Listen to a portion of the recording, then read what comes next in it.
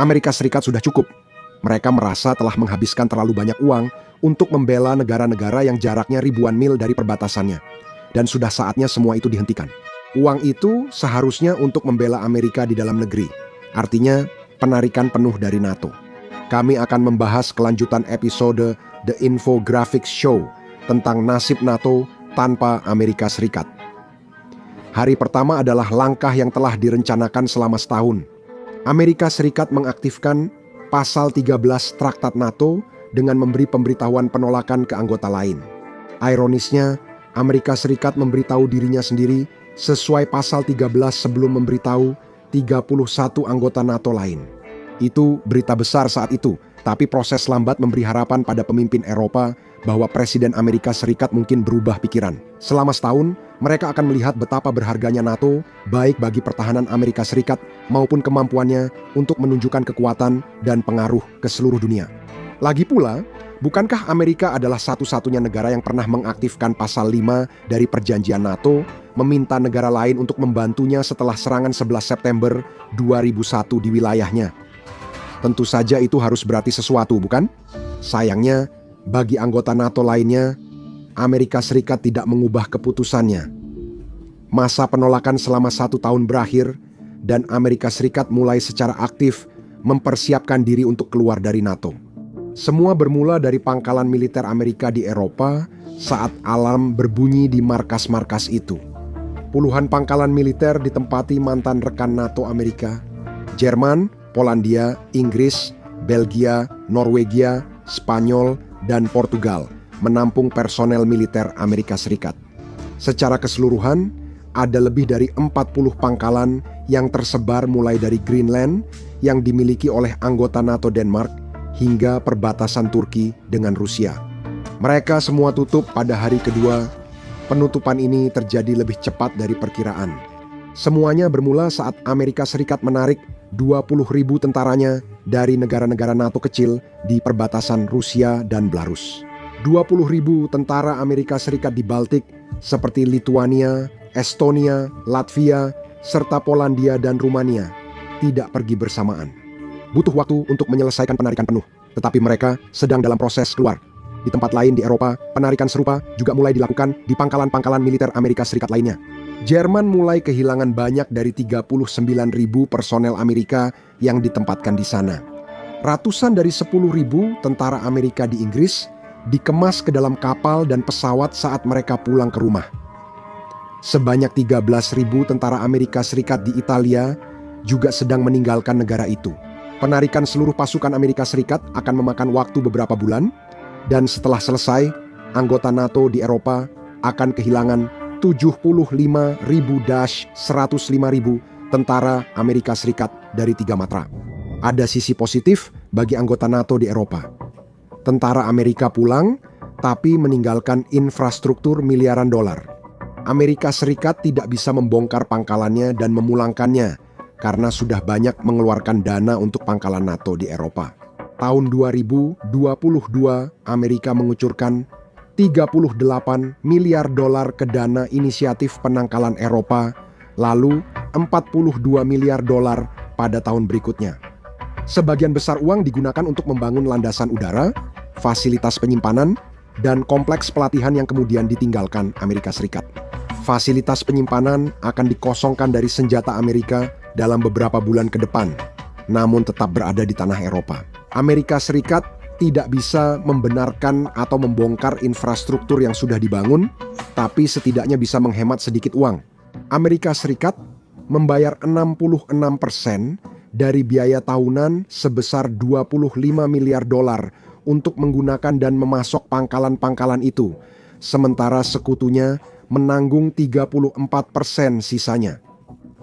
Sekutu NATO kini menanggung seluruh biaya, sedangkan Amerika Serikat menghemat sekitar 165 miliar dolar per tahun.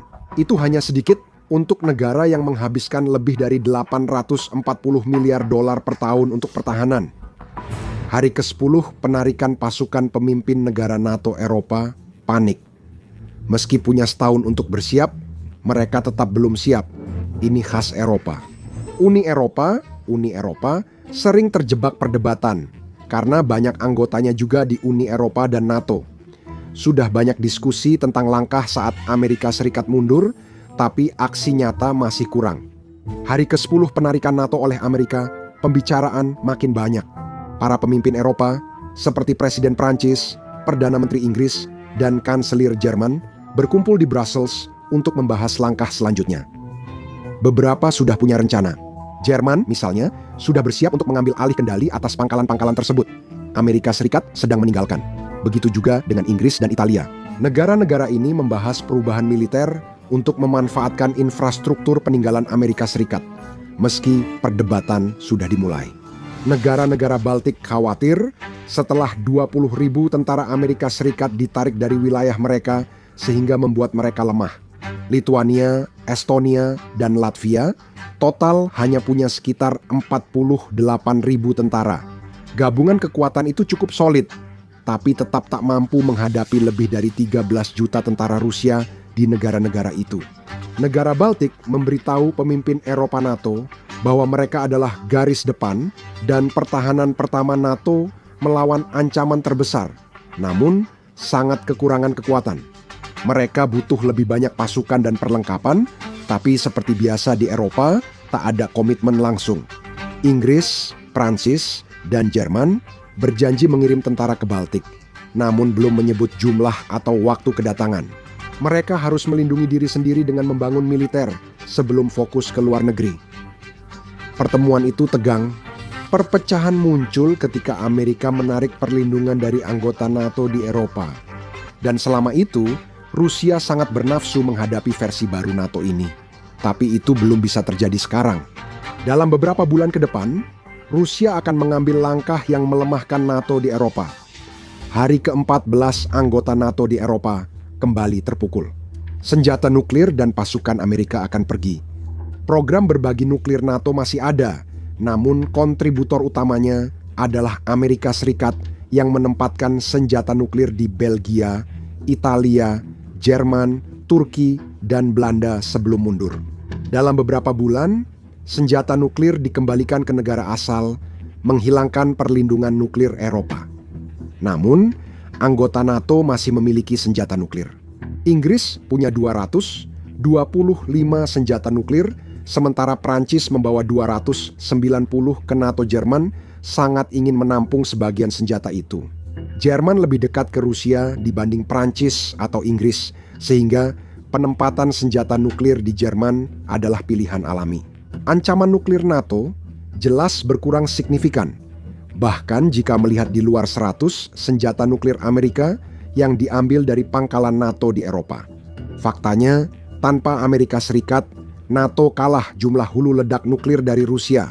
Senjata nuklir Moskwa hampir 5.600, cukup untuk menghancurkan NATO Eropa berkali-kali. Amerika punya lebih dari 5.200 nuklir, sehingga persediaan NATO dulu sedikit lebih banyak dari Rusia. Kini, NATO hanya punya sekitar 1/10 senjata nuklir Rusia. Inggris bermasalah dengan rudal nuklir Trident yang meski independen, hulu ledaknya sangat tergantung teknologi, infrastruktur, dan kerja sama Amerika Serikat untuk pengujian dan pemeliharaan. Semua itu hilang, dengan Inggris terpaksa harus bernegosiasi kontrak mahal dengan Amerika Serikat untuk memastikan Trident tetap dapat digunakan sebagai penangkal nuklir. Masalah logistik mulai muncul dalam beberapa minggu ke depan. Prancis dan Inggris kini mencari solusi untuk isu nuklir. Negosiasi masih berlangsung dengan Jerman, meskipun ketiga negara sepakat bahwa menempatkan senjata nuklir di Berlin adalah yang terbaik untuk semua pihak yang terlibat. Inggris dan Prancis diam-diam membahas kerja sama membangun lebih banyak senjata nuklir tanpa memberitahu anggota NATO lain. Tak ada negara yang mau memancing kemarahan Rusia yang telah membanggakan diri dan mengancam nuklir NATO. Namun mereka dan NATO sadar harus menciptakan ancaman nuklir lebih kuat. Di bulan pertama, NATO Eropa mulai kesulitan. Kehilangan pasukan Amerika di Eropa sangat berdampak. Sebagian besar anggota NATO harus segera mengisi pangkalan yang ditinggalkan Amerika Serikat. Senjata nuklir di Jerman dan negara lain sedang dipindahkan. Pemimpin Eropa mulai berselisih soal langkah berikutnya dan harus segera cari solusi. Sebulan setelah Amerika Serikat keluar dari NATO, peran penting Amerika Serikat dalam logistik militer Eropa menjadi sangat jelas. Tahun 2016, Amerika Serikat dan Uni Eropa menandatangani perjanjian Acquisition and Cross-Servicing Agreement menurut Uni Eropa. Perjanjian ini memfasilitasi timbal balik logistik, dukungan, pasokan, dan layanan yang dapat diganti antara Uni Eropa dan Amerika Serikat selama operasi militer. Amerika Serikat dan negara Eropa di NATO bekerja sama erat di benua itu untuk memudahkan pemindahan pasokan dan personel Eropa. Semua itu kini sudah tidak ada, mungkin hanya Acquisition and Cross-Servicing Agreement yang tersisa. Setelah sebulan, perjanjian berakhir karena Amerika Serikat mundur. Amerika Serikat juga menarik banyak keuntungan logistik dari NATO. Kehilangan dukungan ini berdampak besar bagi NATO baru. Tanpa Amerika Serikat, tak ada pasukan, kendaraan, atau logistik Amerika saat perang. Namun, NATO Eropa juga kehilangan Amerika Serikat sebagai mitra pelatihan dan pemasok peralatan militer untuk menangkal ancaman. Eropa kehilangan akses ke intelijen Amerika, sehingga kini lebih sedikit tahu tentang rencana musuh dibanding sebelumnya. Sekarang ada ketidakbersatuan yang lebih dalam lagi di dalam Eropa.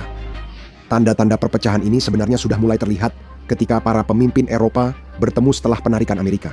Namun keputusan bersejarah mulai menjadi beban, menurut Judy Dempsey dari Carnegie Europe. NATO Eropa menolak menyatukan berbagai sistem persenjataannya seperti tank, pesawat tempur, dan helikopter.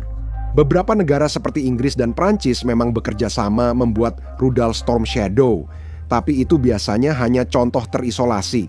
Kurangnya persatuan menyebabkan logistik NATO Eropa kacau. Dan ini bukan masalah yang mudah untuk diatasi ketika anggota NATO yang tersisa bahkan tidak bisa mencapai konsensus tentang tingkat ancaman yang mereka hadapi. NATO yang baru harus segera memiliki pemahaman yang sama. Namun beberapa bulan berikutnya, situasi Amerika Serikat tetap kurang baik.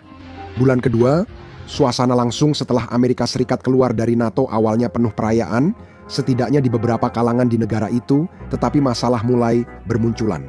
Amerika Serikat selama ini menjadi perekat aliansi NATO. NATO membuat Amerika Serikat jadi penangkal utama Uni Soviet saat Perang Dingin dan pemain kunci dalam kampanye di Balkan. Amerika Serikat memimpin bantuan militer ke Ukraina selama perang dengan Rusia, baik langsung maupun lewat penjualan senjata ke sekutu yang dikirimkan ke Ukraina melalui NATO. Amerika Serikat membangun pengaruh geopolitik selama puluhan tahun lewat aliansi dengan anggota NATO. Semua itu adalah bagian dari kebijakan dunia bebas Amerika selama 75 tahun di NATO. Amerika Serikat mampu memimpin dunia barat dalam mengikuti sistem berbasis aturan yang memungkinkan Amerika untuk menunjukkan kekuatannya. Negara demokrasi di dunia menjadikan Amerika Serikat panutan dan standar emas. Lewat aliansinya, Amerika Serikat mendukung lembaga internasional, memperkuat perdagangan, dan membuka pasar. Pada bulan kedua, setelah penarikannya dari NATO, Amerika dengan cepat belajar apa yang terjadi ketika ia membelakangi pendekatan tersebut.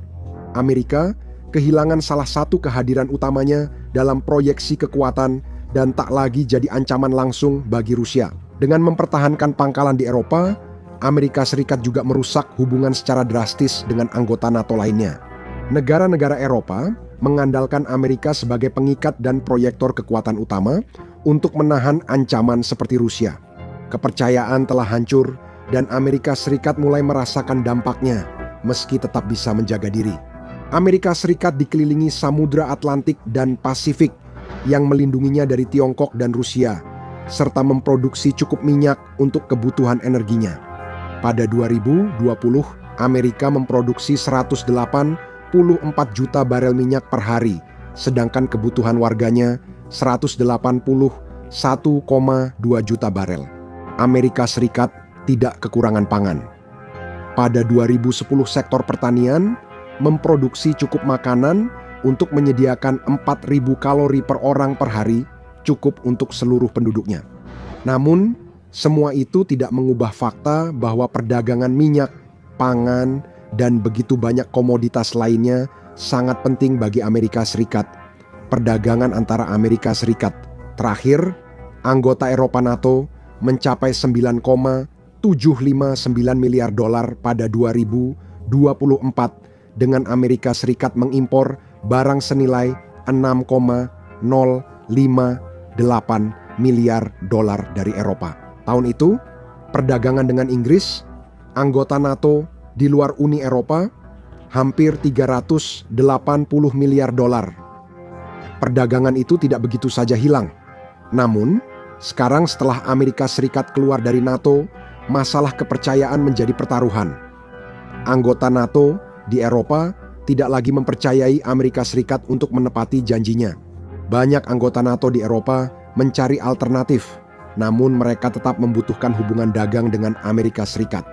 Hal ini akan memicu bencana ekonomi, tapi Amerika mulai kehilangan dominasinya sebagai raksasa dagang. Inilah yang benar-benar dirasakan Amerika, terutama di bulan ketiga pelepasan Amerika dari NATO. Banyak didasari anggapan sekutu Eropa tidak cukup melindungi diri, disertai ancaman terselubung. Amerika Serikat menyatakan mungkin tidak akan melindungi anggota NATO yang tidak memenuhi 2% dari produk domestik bruto. Dalam hal pertahanan, Eropa diberitahu bahwa mereka harus mencari cara untuk mempertahankan diri tanpa keterlibatan Amerika. Sekarang mereka mulai melakukan hal itu, dan perubahan pendekatan ini berdampak pada perdagangan senjata Amerika. 3 bulan setelah Amerika Serikat keluar dari NATO, sudah ada tanda-tanda bahwa NATO Eropa sedang berupaya melepaskan diri dari sektor senjata Amerika, bahkan sebelum Amerika Serikat menarik diri. Desember 2024, Inggris menekan kesepakatan dengan perusahaan dirgantara Italia dan Jepang untuk kembangkan jet tempur generasi ke-6 baru. Rencana dipercepat. Anggota NATO Eropa membatalkan pembelian F-35 dari Amerika Serikat karena menunggu alternatif Eropa. Di Eropa, produsen senjata seperti Rheinmetall Jerman dan British Aerospace Inggris kini mendapat kontrak baru untuk sistem senjata darat yang dulu mungkin diberikan ke Amerika Serikat.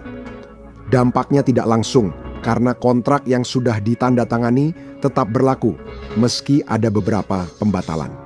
Namun, Amerika Serikat belum akan mencatat rekor ekspor industri persenjataan dalam waktu dekat. Pada 2024, Amerika meraih pendapatan 318,7 miliar dolar dari ekspor senjata, naik 29% dari tahun sebelumnya. Sebagian besar dana berasal dari negara NATO yang membeli senjata Amerika untuk Ukraina dan mengisi stok mereka. NATO Eropa akan fokus membangun industri pertahanan sendiri dan mengurangi ketergantungan pada senjata Amerika dalam beberapa bulan ke depan. Amerika Serikat kehilangan puluhan miliar dolar dari perdagangan senjata dan miliaran dolar dari perdagangan barang dan jasa. Semua ini terkait dengan kepercayaan.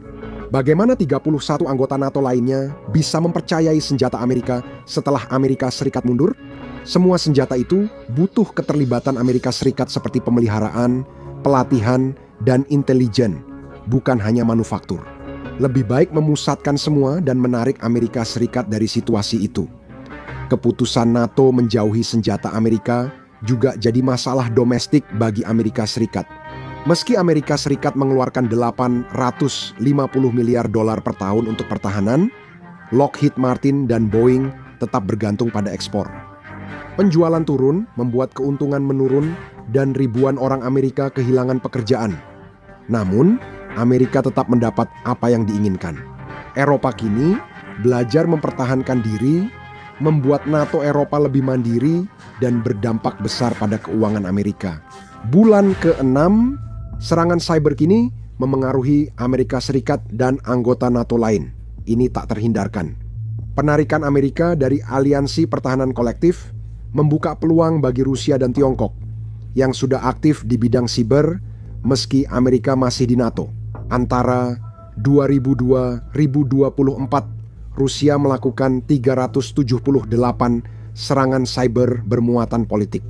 Tiongkok, Iran, dan Korea Utara melancarkan 340, 154, dan 153 serangan. Dengan NATO melemah karena Amerika mundur, serangan politik makin meningkat. Eropa dan Amerika Serikat diserang berita palsu, akun media sosial palsu, dan serangan politik untuk memperbesar perpecahan. Tanpa kerjasama Amerika Serikat dan NATO, serangan makin sulit dihentikan. Lebih mengkhawatirkan bagi Amerika Serikat adalah ancaman serangan siber terhadap kekuatan nuklir Barat. Peretas Tiongkok diduga telah aktif di sistem komputer Amerika selama 5 tahun. Beijing bisa menggunakan ini untuk meluncurkan serangan cyber yang melumpuhkan sehingga membuat Amerika Serikat lebih sulit mengandalkan senjata nuklirnya. Rudal berbasis darat terancam karena serangan siber dapat melumpuhkan sistem peluncurannya. Namun, Amerika Serikat menyadari ancaman nuklirnya tak lagi sekuat dulu karena tak lagi di NATO. F-35 dan pembom nuklir Amerika sangat unggul, tapi tak berguna jika terisolasi di Amerika Serikat. NATO Eropa kini melarang Amerika Serikat memakai pangkalan mereka untuk singgah atau meluncur. Armada kapal selam Amerika jadi opsi nuklir utama karena efektif, tapi Amerika Serikat hanya punya 14 kapal selam kelas Ohio, peluncur rudal balistik. Jika serangan siber dan kurangnya kerjasama menutup opsi nuklir Amerika Serikat, Rusia atau Tiongkok bisa jadi kekuatan utama dunia. Tahun pertama yang mana? Pemisahan Amerika dari NATO memberi 2 pukulan besar bagi Ukraina dalam melawan Rusia. Eropa sudah berusaha sebaik mungkin. Namun dengan begitu banyak senjata yang diberikan kepada Ukraina berasal dari Amerika, ditambah dengan perselisihan diplomatik di dalam NATO Eropa, Ukraina tidak bisa bertahan lebih lama lagi. Ukraina menyerah, Rusia mengambil alih dan memulai pemulihan tanpa Amerika Serikat dan NATO. Rusia bisa menahan ancaman ke Eropa tanpa khawatir intervensi Amerika. Selama beberapa tahun berikutnya, perlombaan senjata berkembang di Eropa. Rusia yang telah membangun kompleks industri militer untuk memastikan aliran senjata terus mengalir ke pasukannya di Ukraina memiliki keunggulan. Rusia juga memiliki aliansi dengan negara-negara seperti Korea Utara yang dengannya mereka memiliki fakta pertahanan bersama. Tiongkok dan Iran, ketiganya menjadi lebih percaya diri dalam memasok senjata ke Rusia untuk menutupi kekurangan produksinya. Eropa terpaksa berusaha mengejar ketertinggalan. Bruegel menyebut NATO Eropa perlu 300.000 tentara tambahan dan kenaikan pengeluaran pertahanan lebih dari 270 miliar dolar untuk menyamai Rusia. Itu akan menambah 15 juta personel militer aktif yang dimiliki NATO, ditambah lagi NATO Eropa masih memiliki akses ke persenjataan yang lebih canggih daripada Rusia, meskipun mereka tidak dapat menandingi dari segi jumlah. Tapi ada satu hal yang tidak dimiliki NATO, dengan atau tanpa Amerika Serikat. Kebrutalan dan ambisi imperial Rusia ditambah persatuan paksa di bawah otoriter. Rusia dan sisa NATO sama-sama bersiap bertempur. Memasuki tahun ketiga, Rusia siap mengisi kekosongan keamanan usai Amerika mundur dari NATO. Eropa pun telah bersiap untuk bertarung di banyak aspek. Britania dan Prancis menempatkan sebagian senjata nuklirnya di Jerman. Meski rencana penempatan di negara NATO lain dekat Rusia terhenti. Disitulah letak masalahnya. Sisa-sisa perpecahan di dalam NATO masih ada. Meski Polandia dan Jerman memperkuat pertahanan, 3 tahun belum cukup untuk membangun sistem persenjataan dan logistik terpadu yang masih kurang di NATO Eropa. Setelah Amerika Serikat mundur, Rusia memanfaatkan situasi. Usai 2 tahun memperkuat militer, Rusia segera menyerang. Negara Baltik yang jadi garda terdepan NATO Eropa tidak punya peluang. NATO Eropa menempatkan puluhan ribu tentara di negara itu, namun belum cukup untuk pertahanan garis depan yang kuat. Rusia menghadapi tiap negara secara terpisah. Mereka telah belajar dari pengalaman di awal perang Ukraina. Ratusan ribu tentara bersama ribuan tank dan artileri menyerbu Baltik dalam kampanye Shock and Awe yang dirancang untuk menghancurkan Estonia, Latvia, dan Lituania. Dengan cepat, strategi ini berhasil. Wilayah Ukraina bekas jadi basis Rusia menyerang Moldova dan Rumania, sementara negara Baltik cepat jatuh. Rusia bisa memakai Laut Baltik untuk menyerang Finlandia, Swedia, Norwegia, dan Denmark, serta mengerahkan pasukan darat ke Polandia lewat Belarus dan bekas wilayah Ukraina. NATO Eropa tetap bertahan dan tidak menyerah, meski lambat merespons kampanye kejutan dan ketakutan Rusia pada anggota dengan militer lebih lemah. Ratusan ribu tentara dikerahkan ke garis depan. Kanada, anggota NATO, mengirim pasukan dan peralatan untuk mendukung Eropa. Amerika Serikat resmi memulai Perang Dunia Ketiga dan kini harus membuat keputusan sulit. Amerika Serikat bukan lagi anggota NATO dan tidak wajib melindungi mantan sekutunya. Apakah Amerika akan diam saat Rusia berusaha menguasai banyak wilayah Eropa? Amerika mungkin ingin jadi penjaga perdamaian, tapi ini bisa saja malah menguntungkan Rusia bersama NATO. Rusia bisa memanfaatkan situasi ini untuk menguasai negara bekas Uni Soviet dan mendorong kesepakatan damai sesuai keinginannya dengan NATO Eropa yang tersisa. Atau mungkin Amerika Serikat tetap terisolasi, membiarkan NATO Eropa dan Rusia bertempur dalam perang yang melemahkan keduanya. Pelemahan ini bisa membuka peluang bagi Amerika Serikat untuk kembali menjadi kekuatan berpengaruh di Eropa dengan memanfaatkan kebutuhan mantan rekan-rekan NATO-nya akan bantuan militer dan ekonominya. Hanya waktu yang akan menjawab. Perang di Ukraina adalah konflik paling merusak yang pernah terjadi di Eropa sejak Perang Dunia Kedua. Dan semua ini adalah kesalahan NATO karena NATO lemah. Video ini tidak disponsori Kementerian Pertahanan Rusia. Invasi ke Ukraina justru jadi kegagalan terbesar NATO dalam sejarah singkatnya. NATO gagal karena aliansi ini hanya bayang-bayang kejayaan masa lalu. Dividen perdamaian besar usai Perang Dingin membuat Eropa dianggap lemah, seperti klaim Soviet, dan Amerika Serikat juga membatasi kekuatan militernya.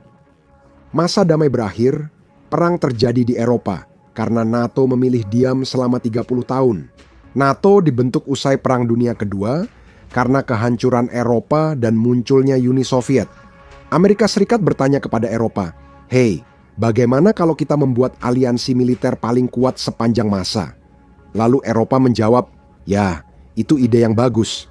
Dan hei, bagaimana kalau kalian juga yang membayar sebagian besar biayanya?" Maka NATO pun lahir dari keinginan untuk memastikan perdamaian di Eropa dan mencegah terjadinya Perang Dunia Ketiga yang jauh lebih dahsyat. Penahanan dan pencegahan Uni Soviet jadi prioritas utama bagi mereka yang menolak perubahan dunia menjadi live action role play kehancuran permanen. Namun, perang konvensional dengan Soviet tetap akan jadi bencana bagi Eropa dan banyak kekuatan Eropa kontinental akhirnya bisa menjadi Republik Soviet berikutnya. Itulah sebabnya Amerika Serikat penting bagi aliansi, namun harus menempatkan banyak pasukannya di Eropa. Jika tidak, akan membutuhkan waktu berbulan-bulan untuk membangun kekuatan militer yang signifikan di Eropa. Pada saat itu, gerombolan Soviet sudah akan menguasai sebagian besar benua tersebut. Aliansi itu memandang Amerika Serikat bukan hanya pelindung dari invasi Soviet, tapi juga penyeimbang terhadap ancaman kejahatan lain yang berbeda. Sebagian besar sejarahnya, Eropa bergulat dengan nasionalisme pada paruh awal abad ke-20. Namun, kebangkitan nasionalisme di benua itu memicu dua perang besar yang menghancurkan. Usai Perang Dunia Kedua, Amerika Serikat dan kekuatan Barat yang lelah khawatir kehancuran itu memicu gelombang nasionalisme baru. Sekarang, beberapa trilogi itu hebat seperti Lord of the Rings, Alien, tapi trilogi lainnya adalah kejahatan terhadap kemanusiaan, The Hobbit, dan Perang Dunia. Tidak ada yang tertarik dengan perang lain yang muncul dari hobi favorit Eropa, yaitu memilih seorang diktator berkuasa, lalu menyerang tetangganya dengan segerombolan tank. Amerika Serikat berperan sebagai Leviathan Hobbesian yang baik hati dan dianggap penyeimbang nasionalisme Eropa. NATO membuat Amerika Serikat sangat terlibat dalam keamanan Eropa, memastikan mereka tidak sekadar kehilangan minat lagi, dan pergi begitu saja menyeberangi lautan, seperti yang terjadi selama sebagian besar 100 tahun sebelumnya. Orang Amerika sangat skeptis untuk terlibat lebih jauh di Eropa setelah dua perang dunia. Isolasionisme kuat di Amerika karena dua samudra memberi keamanan dan memisahkan mereka dari dunia. Roma bisa terbakar lagi besok, tapi orang Amerika tetap makan cheeseburger dan cari Bigfoot.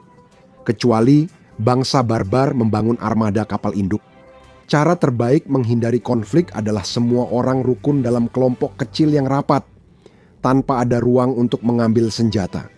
Karena itu, tujuan ketiga NATO adalah mempromosikan persatuan Eropa. Setelah dua perang dunia dan berabad konflik, pemikir militer dan politik terkemuka Eropa berkumpul membahas masa depan benua itu. Setelah melihat Eropa secara historis sering melancarkan perang yang menghancurkan, Setiap 10-20 tahun selalu muncul ide baru. Bagaimana jika kita berhenti melakukannya? Dari sini tujuan persatuan Eropa lahir. NATO menjadi dasar Uni Eropa dan penjamin perdamaian terbaik. Jika Eropa berhenti berperang, ada harapan untuk kalian. Prancis, Inggris, dan Jerman bisa mencegah kemungkinan perang dunia lain. Persatuan Eropa mendorong integrasi politik.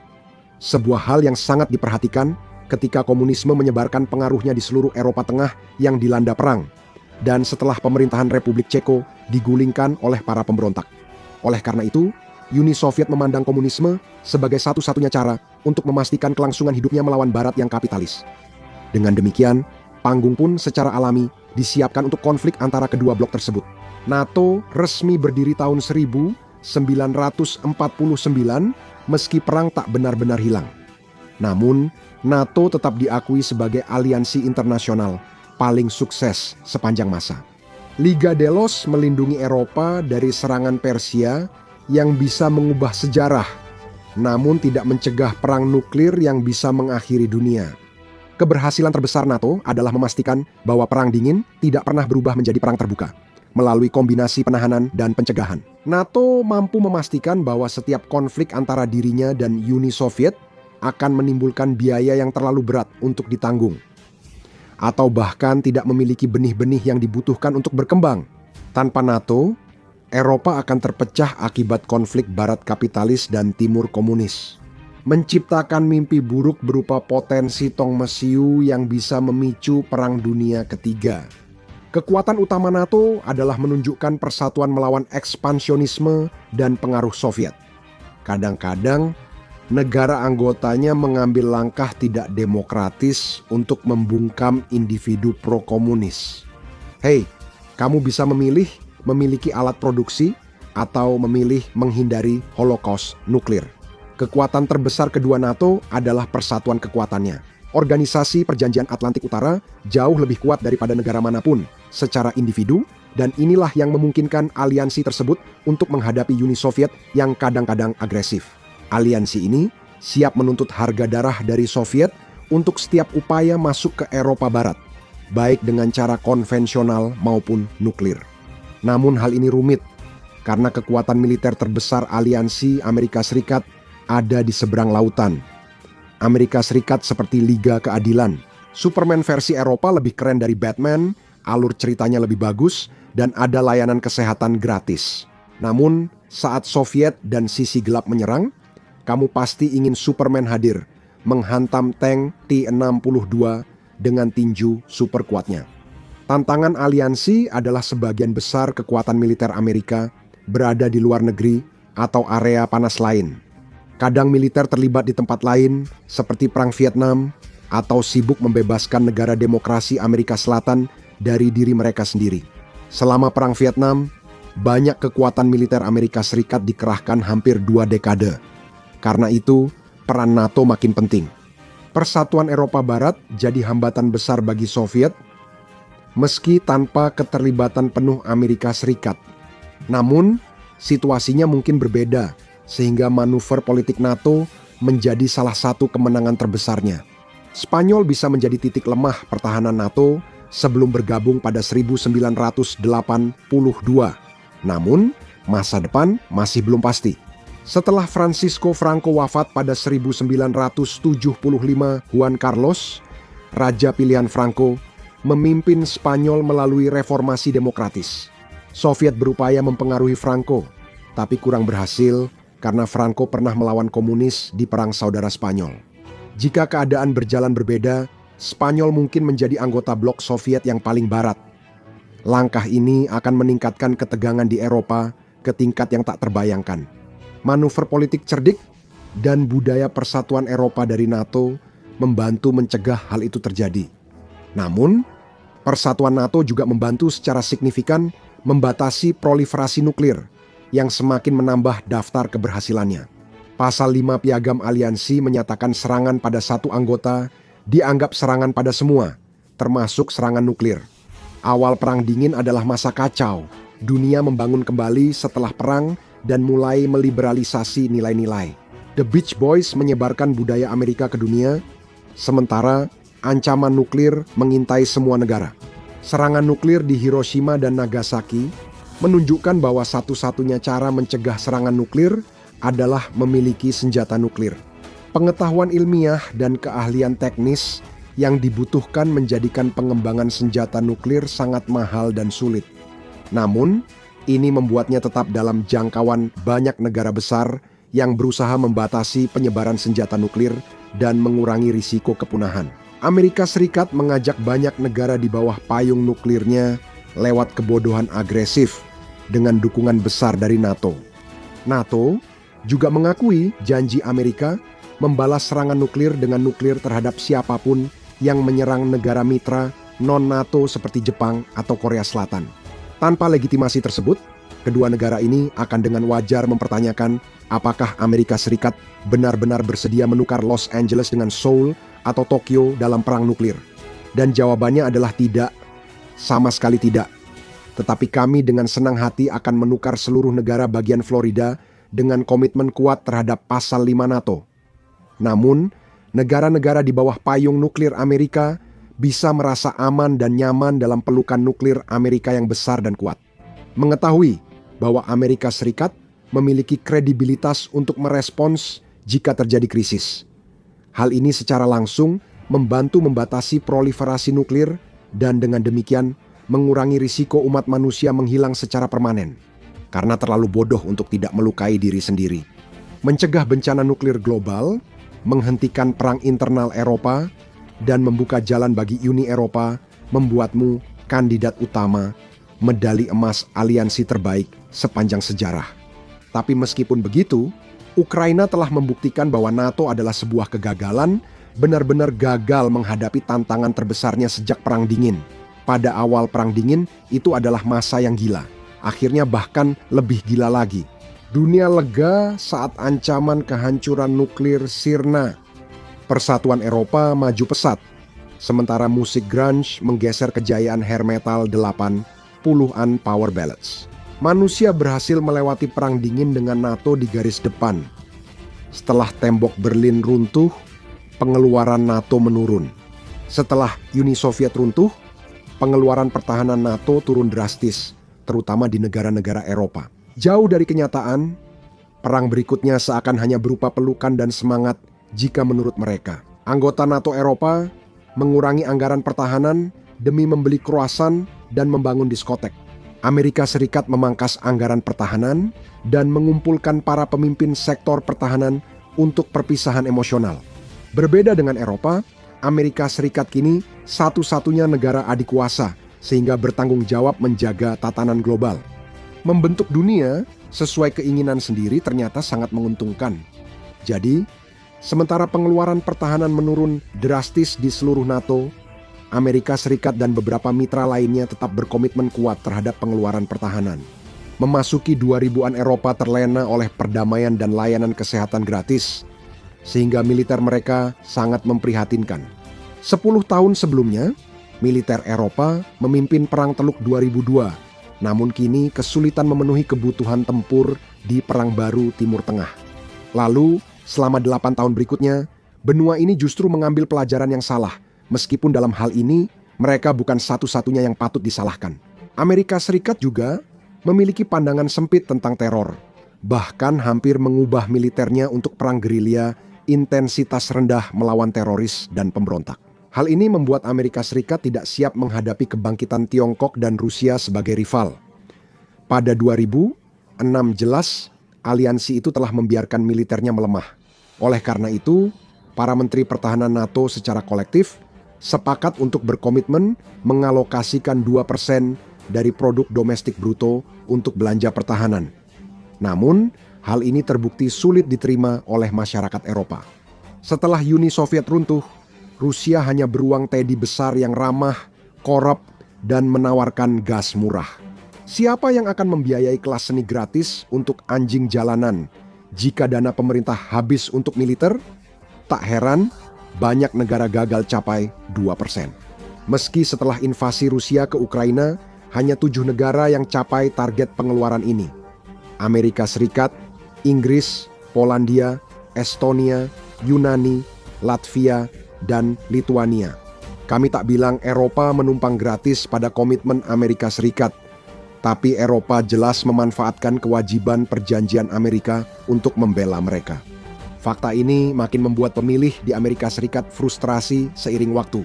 Faktanya, Eropa yang stabil dan aman sangat penting bagi keamanan nasional Amerika Serikat, dan Amerika mendapat keuntungan politik serta finansial dari Eropa yang damai.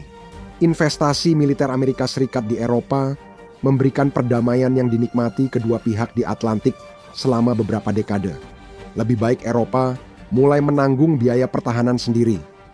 Invasi Rusia ke Ukraina membuktikan apa yang sudah diketahui analis pertahanan Barat. Selama bertahun-tahun, Eropa membiarkan militernya melemah drastis. Jerman tak bisa memenuhi syarat pasukan respons cepat NATO tanpa mengambil suku cadang dan personel dari militernya sendiri. Militer Inggris kini sekecil sejak Perang Napoleon dan diperkirakan akan terus menyusut hingga tingkat terendah sejak 1700-an. Militer Prancis paling siap di Eropa, namun kurang cocok untuk perang modern dengan banyak korban seperti di Ukraina. Pada 2020, satu analis Hugo Meyer dan Stephen G. Brooks menerbitkan artikel di jurnal International Security. Mereka berpendapat bahwa orang Eropa tidak mampu melakukan pertahanan yang kredibel terhadap benua mereka tanpa dukungan langsung dari Amerika Serikat. Mereka mengklaim pertahanan Eropa sangat lemah, sehingga perlu upaya besar dan lama untuk memperbaikinya. Mereka berpendapat meski Eropa unggul dalam produk domestik bruto populasi, pengeluaran pertahanan, dan teknologi, Rusia tetap lawan tangguh bagi Eropa bersatu. Namun masalah utama adalah kekacauan strategis di Eropa menurut Brooks dan Meyer. Sederhananya, para pakar keamanan Eropa saat itu tidak bisa sepakat tentang ancaman mana yang harus difokuskan dan kemampuan apa yang harus diprioritaskan untuk menghadapinya. Artikel tersebut menyebut, Eropa sangat bergantung pada Amerika Serikat untuk keamanan dan tidak mampu mempertahankan diri sendiri. Saat itu, artikel itu dikritik keras, tidak hanya oleh pihak Eropa. Meyer dan Brooks menilai Amerika Serikat harus terus terlibat dalam keamanan Eropa, meski mendapat kritik dari warga Amerika. Namun, hanya 1 tahun kemudian, Rusia menginvasi Ukraina dan membuktikan bahwa Eropa persis seperti yang mereka prediksi. Eropa tidak terkoordinasi, kurang memadai, dan bergantung pada Amerika Serikat invasi Rusia ke Ukraina, serta kegagalan Eropa memenuhi kebutuhan pertahanannya menyebabkan kegagalan besar NATO. Kegagalan NATO sejak 2013 masih berpotensi membawa bencana bagi seluruh planet. Saat itu, Presiden Ukraina Viktor Yanukovych mendorong rakyat memberontak dalam protes Euromaidan dipengaruhi langsung oleh Vladimir Putin dari Rusia. Yanukovych membatalkan rencana menandatangani perjanjian asosiasi yang akan mendekatkan Ukraina ke Uni Eropa dan membuka jalan keanggotaan. Yanukovych justru mendekatkan Ukraina ke Rusia dan langkah ini sangat tidak populer. Rakyat Ukraina menyuarakan ketidakpuasan dengan membakar setengah negara dan bentrok dengan polisi. Kami tidak yakin bagaimana Presiden Putin melihat rekaman ini lalu berpikir pasukannya akan disambut di Ukraina 8 tahun kemudian. Belajarlah membaca situasi, Vladi. Protes Euromaidan berubah jadi revolusi martabat, membuat Presiden Yanukovych melarikan diri ke Rusia setelah lengser. Negara itu mengalami pertempuran jalanan sengit antara pengunjuk rasa dan polisi. Setelah revolusi menang, Rusia memanfaatkan situasi ini untuk mengambil langkah awal terhadap Ukraina. Agen disinformasi Rusia menebar ketakutan di kalangan mayoritas pendukung Rusia di Crimea. Salah satu alat tersebut adalah sebuah film dokumenter yang mengklaim bahwa warga Ukraina pro-Maidan telah menghentikan beberapa bus yang penuh dengan pengunjuk rasa anti-Maidan dan membunuh serta menyiksa banyak dari mereka. Hal ini memicu ketakutan terhadap pemerintah Ukraina yang baru, yang kemudian dimanfaatkan oleh Putin untuk membantunya dalam aneksasi semenanjung Crimea. Pada 22 sampai 23 Februari, Putin mengadakan pertemuan semalam dengan Kepala Dinas Keamanan untuk membahas evakuasi Presiden Viktor Yanukovych dari Ukraina.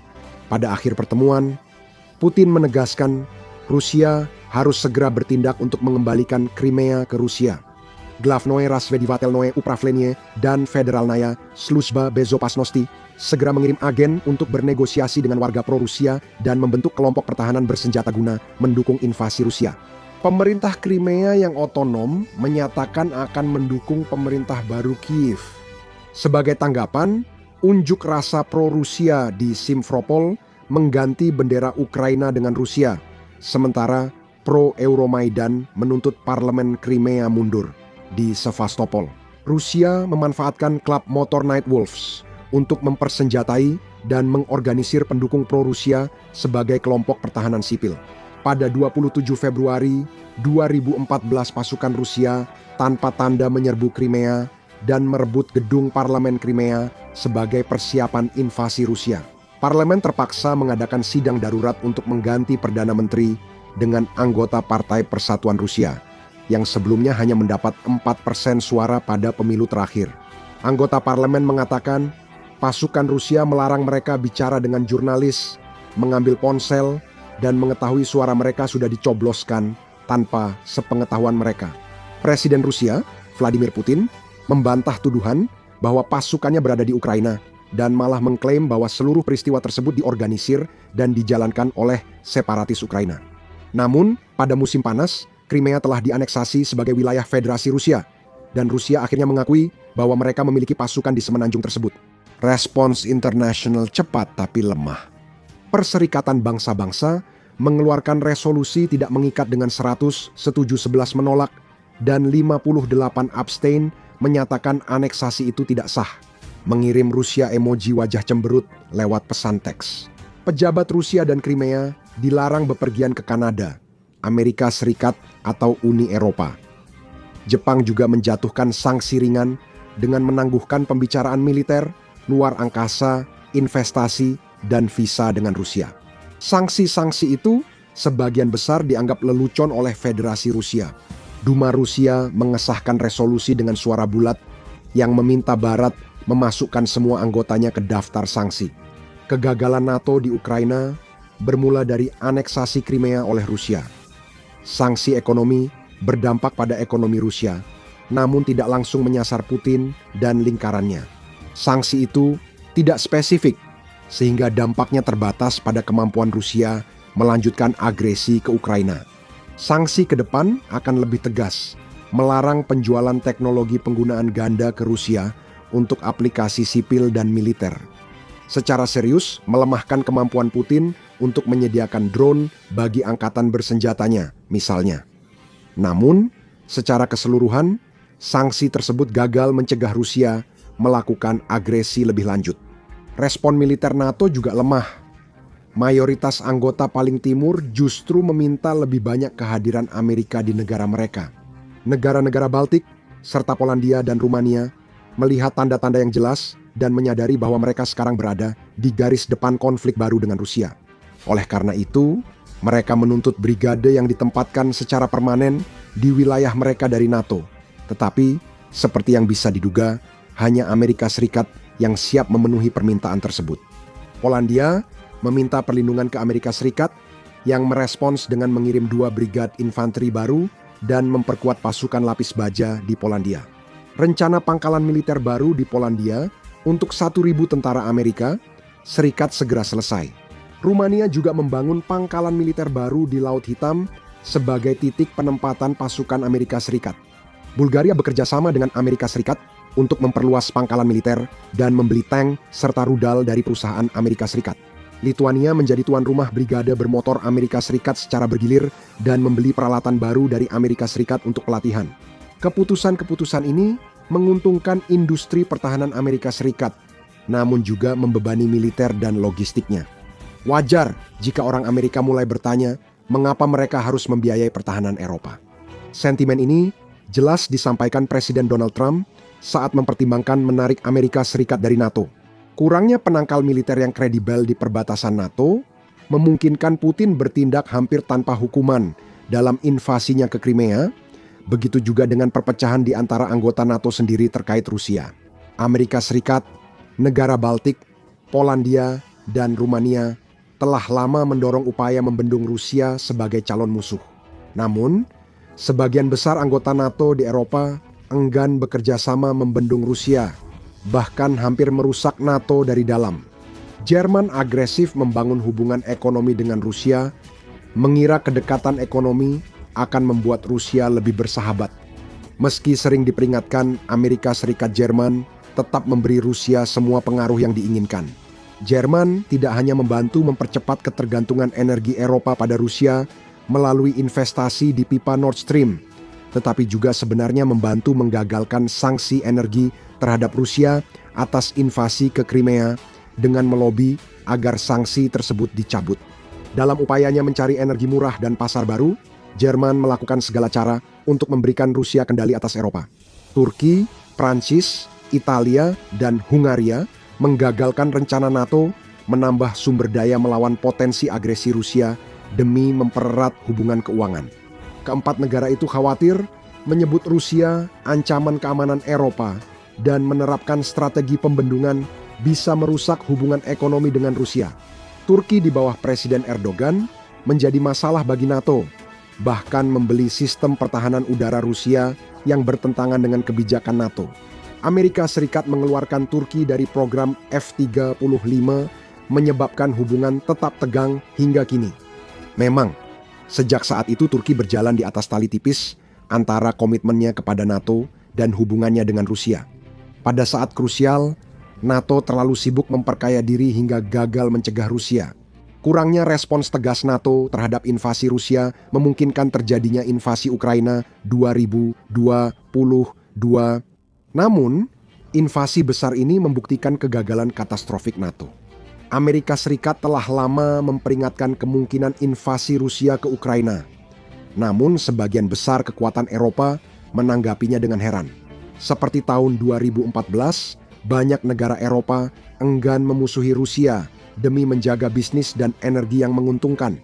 Amerika Serikat dan anggota NATO paling timur akhirnya sendirian memperingatkan kemungkinan invasi Rusia. Meski invasi sudah jelas akan terjadi, Eropa Barat tetap enggan percaya. Agenda NATO yang beragam membuat Putin tetap leluasa bertindak. Didukung lobi banyak anggota NATO.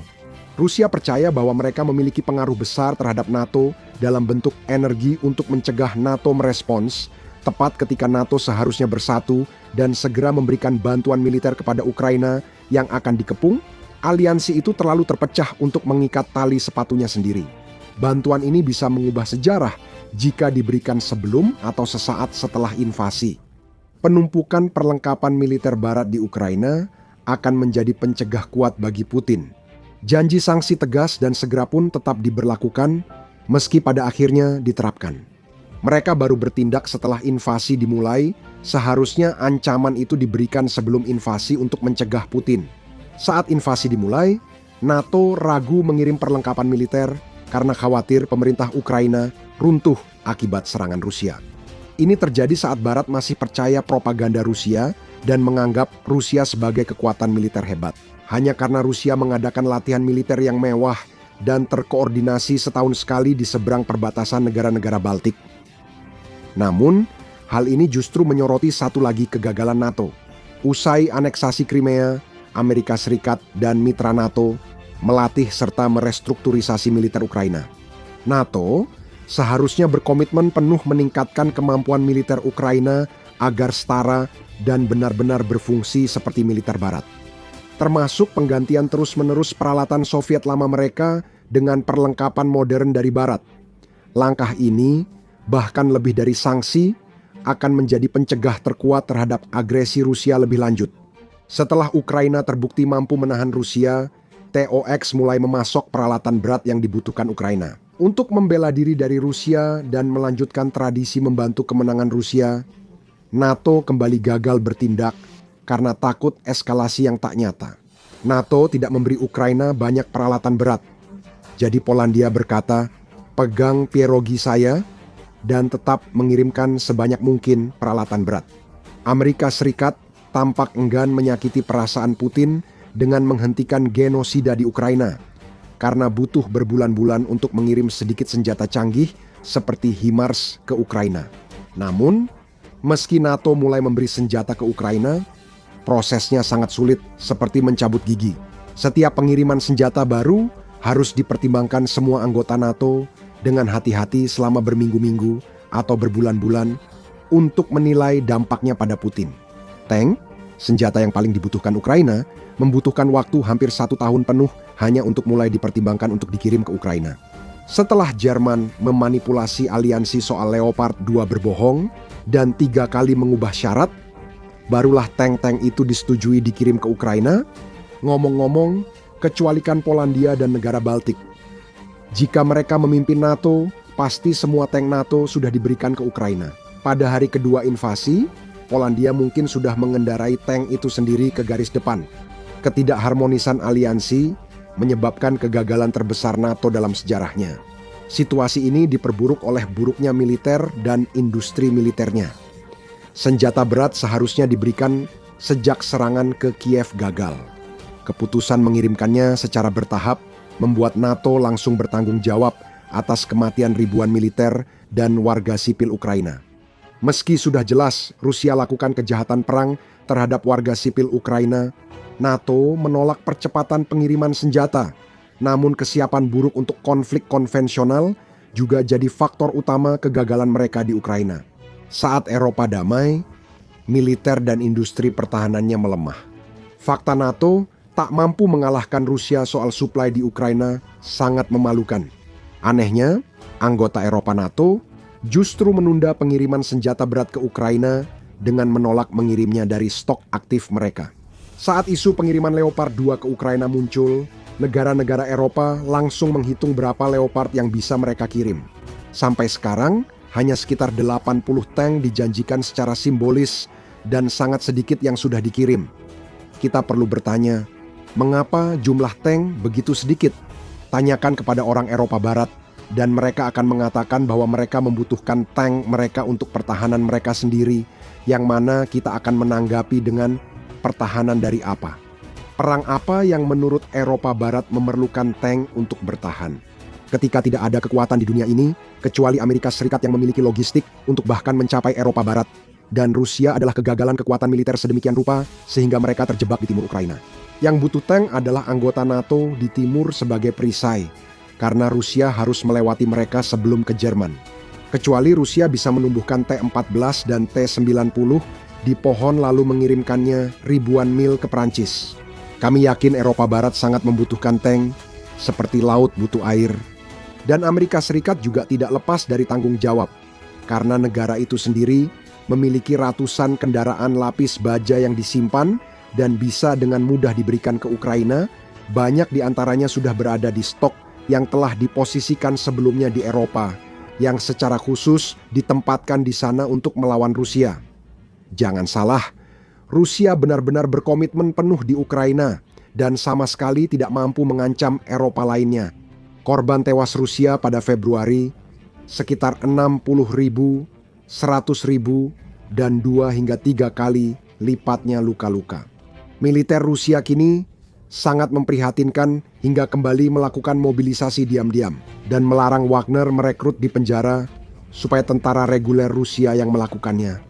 NATO tetap bersikap seolah ada ancaman nyata bagi anggota Eropa sehingga enggan membuka persediaan mereka untuk permintaan tank dan bantuan Ukraina. Invasi Rusia ke Ukraina adalah kegagalan terbesar NATO sejak tidak merespons aneksasi Crimea oleh Rusia pada 2014. Kegagalan untuk mempersiapkan diri dengan baik menghadapi perang konvensional, kegagalan untuk mencegah invasi Ukraina tahun 2022, dan kegagalan untuk segera mengakhiri perang dengan memberikan Ukraina sejumlah besar peralatan yang sangat dibutuhkan, alih-alih mengambil tindakan tegas yang diperlukan untuk menghentikan Vladimir Putin secara total. Respons NATO lambat, tidak terkoordinasi, dan tidak memadai, sehingga membuka peluang konflik lain di dunia. Tepat seperti jenis konflik yang awalnya bertekad dicegah oleh aliansi tersebut agar tidak pernah terjadi. Sementara, sanksi Barat terhadap Rusia memang sedikit membuat Tiongkok menahan ambisinya untuk merebut Taiwan dengan kekuatan militer. Respons militer NATO yang lemah justru semakin memberanikan Tiongkok untuk bertindak. Memasok Taiwan jauh lebih sulit saat perang besar dibanding Ukraina. Invasi ke Taiwan bisa mengacaukan pasar semikonduktor global dan mengguncang ekonomi dunia. Jika invasi berhasil, Tiongkok yang otoriter dan anti-demokrasi akan menguasai sumber daya terpenting abad ke-21. Taiwan memproduksi lebih dari 60% chip komputer dunia dan 90% chip tercanggih, sangat penting bagi teknologi mutakhir. Diperlukan tindakan tegas dan persatuan dari aliansi internasional untuk mencegah Tiongkok menyandera tatanan dunia liberal barat lewat embargo chip. Saat ini, kemungkinan itu terjadi tampaknya kecil.